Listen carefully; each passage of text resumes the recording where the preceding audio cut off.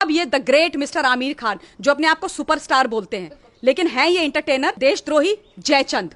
और इनको जो है ना, मेरे हिसाब से ये देश तुरंत छोड़ के अपनी पत्नी और बच्चे के साथ टर्की चले जाना चाहिए। ये वो व्यक्ति है जिसको हिंदुस्तान ने सुपरस्टार बनाया, हिंदुस्तान की सरजमीन ने सब कुछ दिया, और उसके बाद ये वो इंसान है जो कहता है मुझे हिंदुस्तान में रहते हुए डर लगता है। इनकी पत्नी ये कहती है कि मेरे बच्चे का फ्यूचर जो है यहाँ पे ना सेफ है ना सिक्योर है। नहीं है तो किसने तुमको दिया भाई निमंत्रण, चले जाओ। और उसके बाद आप देखिए, ये जाकर के लाल सिंह चड्ढा इनकी पिक्चर है, उसको प्रमोट करने के लिए उसकी शूटिंग के दौरान उसको प्रमोट करने के लिए टर्की की जो फर्स्ट लेडी है उसके साथ जाकर के खड़े हो जाते हैं और उनके साथ भोजन पानी करते हैं।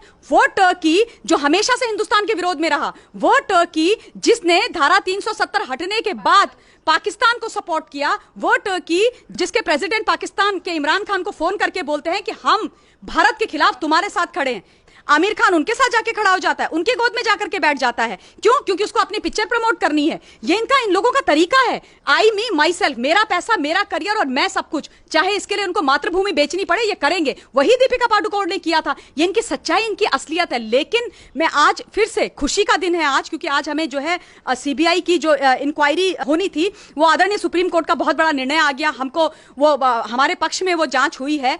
ये सारे लोगों में से किसी ने भी एक शब्द नहीं बोला। नसरुद्दीन शाह ने बोला कहां चले गए थे ये? इनको नहीं दिखा कि एक परिवार के साथ अन्याय हो रहा है? आमिर खान कहां चला गया था? ये पूरी खान ब्रिगेड कहां चली गई थी? क्यों नहीं बोला? अभी तो तुम टर्की में बैठे हुए हो, सत्यमेव जयते करके ये व्यक्ति एक शो चलाते थे ना, शो चलाते थे। ये कहावत है इनके लिए कि हाथी के दांत खाने के और दिखाने के और होते हैं। ये दिखाता है शरीन के क्या चरित्र है इनका। ये दिखाता है कि ना ये किसी के नहीं है, हिंदुस्तान के नहीं है, हिंदुस्तान की जनता के नहीं है, सच्चाई के नहीं है, न्याय के नहीं है, कानून के नहीं है।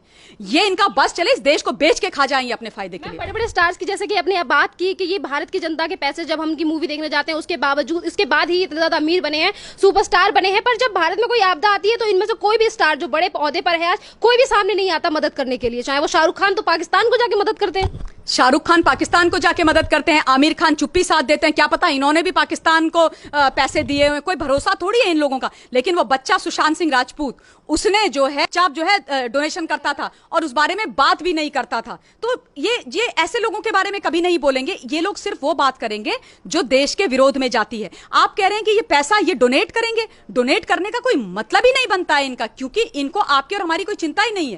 हम लोग जिए या मरे, और इनको मैं ये बोलना चाहती हूँ कि भैया हम टैक्स पेयर का पैसा है जो तुम्हारी तिजोरियों में भरा हुआ है।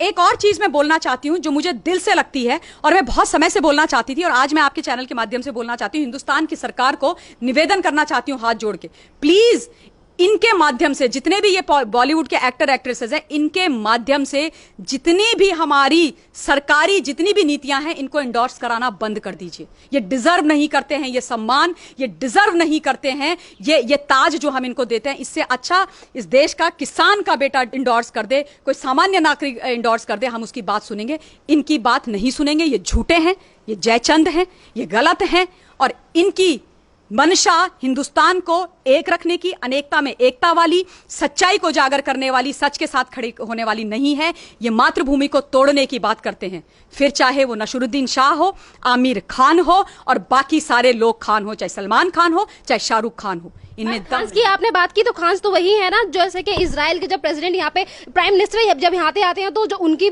मीटिंग में जाने के लिए मना कर देते हैं, जब वो भोज पे बुलाते हैं उनके पास जाने के लिए मना करते हैं, और ये टर्की में जाके टर्की की तारीफ करते हैं। वही टर्की जहाँ पे अभी हागिया सोफिया में चर्च को तोड़कर मस्जिद में कन्वर्ट कर दिया गया, उसको लेकर कुछ क्यों नहीं कहते आमिर खान?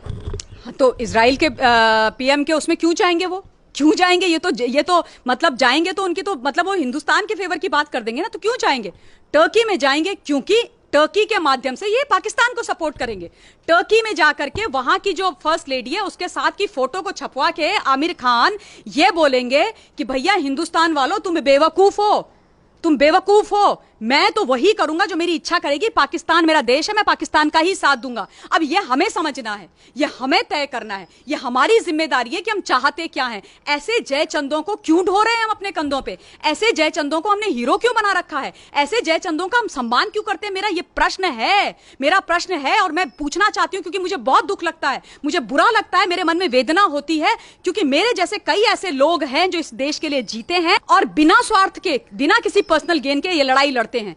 आमिर खान को का बॉयकॉट आप लोग कीजिए। और ये जो व्यक्ति है इसको बोलिए, और मैं बोल रही हूं तमाम करोड़ों हिंदुस्तानियों की तरफ से, चाहे वो हिंदू है या मुसलमान है, चाहे सिख है और ईसाई है, कि जाकर के आप तुर्की में बस जाइए। और ये वो लोग हैं शरीन जो इस देश को जाति के आधार पर बांटते हैं। इनको यह पता हो जाना चाहिए कि हिंदुस्तान का जो आम नागरिक है ना, वो किसी भी जाति से आता हो, किसी भी स्टेट से आता हो, वो आपस में बहुत प्रेम से रहता है। मैम एक लास्ट क्वेश्चन कि नसरुद्दीन शाह हो, दीपिका पादुकोण हो, शाहरुख खान हो, सलमान खान हो या फिर आमिर खान हो, आपदा की बात आती है कभी ये भारत को सपोर्ट नहीं करते। एनटीसीए में आपने देखा कि किस तरीके से दीपिका पादुकोण जेएनयू में जाके आईएसआई का पैसा लेकर वहां पे जाके खड़ी हो जाती है। आमिर खान टर्की की तारीफ कर रहे हैं। नसरुद्दीन शाह को भारत में डर लगता है, आमिर खान की वाइफ को यहाँ डर लगता है। तो इन लोगों के लिए देश की जनता को एक क्या संदेश देना चाहोगे जिस तरीके की हरकतें इन लोगों की तरफ से की जाती हैं बॉलीवुड की तरफ से? देखिए, मैं क्या बोलती हूं कि ये लोग सोचते हैं ये स्मार्ट हैं, लेकिन हम लोग समझदार हैं। हमको स्मार्ट या ओवर स्मार्ट बनने की जरूरत नहीं, हम समझदार हैं। ये ना अपने जो गंदे घिनौने चेहरे हैं वो खुद से हमारे सामने लेके आ रहे हैं, लेकिन हमको अपनी जो याददाश्त है उसको बड़ा रखना है, बड़ा रखना है। इनकी जो सच्चाई हमारे सामने आती है, इनकी परतें जो खुल रही हैं, इनके चरित्र की देश विरोधी परतें, इनको नहीं भूलना है, इनको याद रखना है। और इनको समय समय पर यह याद दिलाना है कि तुम इस लायक नहीं हो कि हिंदुस्तान की जनता तुमसे प्यार करे, तुम्हें सम्मान दे, ये देश की माटी तुम्हारे लिए वो करे जो कर रही है। जिस देश का, जिस भारत माता का तुम चीरहरण कर रहे हो, उसका दोहन अब हम तुमको करने नहीं देंगे। दीपिका पादुकोण 5 करोड़ रुपए में बिक गई, उसने अपने देश को 5 करोड़ रुपए में बेच दिया। एंटी-सीएए वालों का सपोर्ट, भारत तेरे टुकड़े होंगे इंशाल्लाह कहने वालों के साथ जाकर के खड़ी हो गए अनिल मुशर्रफ के पैसों पर। ऐसे लोगों को आप ऊपर बढ़ाएंगे, ऐसे लोगों का हम सम्मान करेंगे। अगर हम करेंगे ना तो ये हम पर हंसेंगे, बोलेंगे बेवकूफ हैं, आते हैं, बोलते हैं और निकल जाते हैं। अब जिम्मेदारी हमारे कंधों पर, मैं फिर से बोल रही हूं। इनको जो करना था इन्होंने कर दिया, इनको धरती पर लाना, इनकी सच्चाई इनको दिखाना, इनके मुंह पर इनकी सच्चाई और इनको घरों के अंदर बिठा देना, जॉबलेस कर देना हमारी जिम्मेदारी है। मां भारती को, हमको, हमारी संस्कृति को, हमारी एकता और अखंडता को, अनेकता में एकता वाले भारत को तोड़ने वाले ये कोई नहीं होते हैं। ये चेत जाएं और इसके बाद इस तरीके की बातें ना करें। और आमिर खान अपने परिवार को लेकर तुर्की जाओ।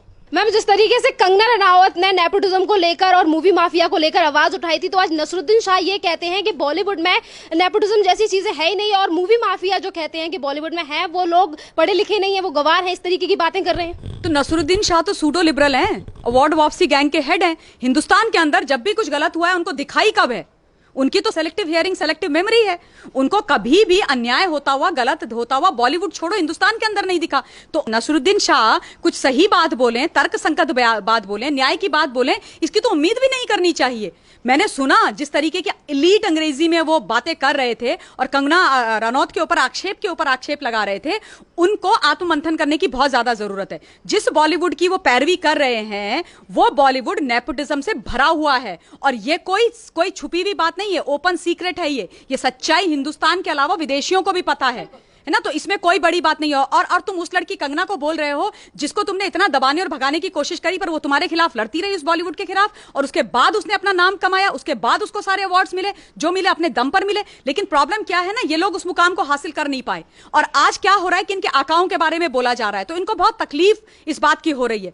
माफिया, बॉलीवुड माफिया अगर ना हो वहां पर, और बॉलीवुड माफिया इनको बोला क्यों जाता है, मैं पहले आपको यह बताती हूं। इसलिए बोला जाता है कि माफियाओं के पैसों पर, अंडरवर्ल्ड के पैसों पर, पाकिस्तानियों के पैसे पर यह बॉलीवुड चला है, हमेशा से चला है। कभी किसी ने मुंह खोला नहीं, कभी किसी की हिम्मत नहीं हुई कि कोई बोले। पहली बार सुशांत सिंह राजपूत की हत्या के बाद, मौत के बाद, यह पूरा देश जो है बोल रहा है खुले होकर के, मुखर शब्दों में, कि बॉलीवुड के अंदर जो गंदगी चल रही है उसको खत्म करना हमारी जिम्मेदारी है। तो इन सब लोगों को तकलीफ हो रही है। अब क्या है ना, ये सारे वो लोग हैं जिनको इन लोगों ने पाल के रखा हुआ है, मैं तो यही शब्द बोलूंगी, तो ये तो बोलेंगे। ये तो इनको बड़ा तकलीफ होती है जब यश राज ग्रुप के बारे में या ये करण जौहर के बारे में किसी प्रकार की बातें बोली जाती हैं। तो इनकी बातों को तवज्जो देना और इनकी बातों को सीरियसली लेना मतलब अपने टाइम की बर्बादी करना। और मिस्टर नसरुद्दीन शाह जो इस देश का खाते हैं, लेकिन गीत पता नहीं कहां के गाते हैं। हमेशा उनको हिंदुस्तान के अंदर सब कुछ गलत ही दिखाई देता है, कुछ अच्छा आज तक उनको अपनी सरजमी, अपनी मातृभूमि में कुछ दिखा नहीं है। बहुत अच्छी बात कही मैम। ये जो आज ये कहते हैं कि बॉलीवुड में नेपोटिज्म नहीं है, मूवी माफिया नहीं है, यही नसरुद्दीन शाह अभी सीए के टाइम पे ये बोलते थे कि मुझे भारत में डर लगता है। हमेशा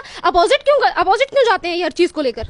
क्योंकि हिंदुस्तान का इन्होंने सिर्फ दोहन किया है। हिंदुस्तान इनके लिए देश नहीं है, मातृभूमि नहीं है, माँ नहीं है, एक जमीन का टुकड़ा है, जिस जमीन के टुकड़े का ये इस्तेमाल कर रहे हैं। तो ये तो एहसान फरामोश लोग हैं, ये वो लोग हैं जिनको हम पाल रहे हैं, जयचंद हैं ये लोग, हमारे पैसे पर ये लोग आज सब कुछ बने हुए हैं। और उसके बाद जब भी इनको मौका मिलता है तब भी ये हिंदुस्तान के विरोध में बात करते हैं, चाहे वो एंटी-सीएए के नाम पर हो, चाहे किसी और के नाम पर हो। इसीलिए तो इनको बोला जाता है अवार्ड वापसी gang, pseudo liberals, open letter लिख करके निकल के आ जाते हैं। और इतने चालाक हैं कि जब जो चीज इनको प्रोपेगेंडा पेडल करनी होती है उसके बारे में आएंगे, लेकिन उसके बाद जो है ना, आज अगर इनसे पूछ लो कि सब बेंगलोर में जो दंगे हुए उनके बारे में आप बोलेंगे तो इनके मुंह में दही जम जाएगी, घर के अंदर छुप जाएंगे, ताले लगवा देंगे 10 अपने बाहर। आप भेज दीजिए इनका घर, मैं मान जाऊंगी आपको नसरुद्दीन शाह और जावेद अख्तर कुछ एक शब्द बोल दे, लेकिन बेंगलोर के दंगों में इनको कुछ गलत नहीं दिखाई देता है ना। जो चिकमंगलुरु में हुआ कि आदि शंकराचार्य जी की मूर्ति पर एक इस्लाम का बैनर फेंक दिया, उसमें ये ना कुछ बोलेंगे ना इनको कुछ गलत दिखेगा।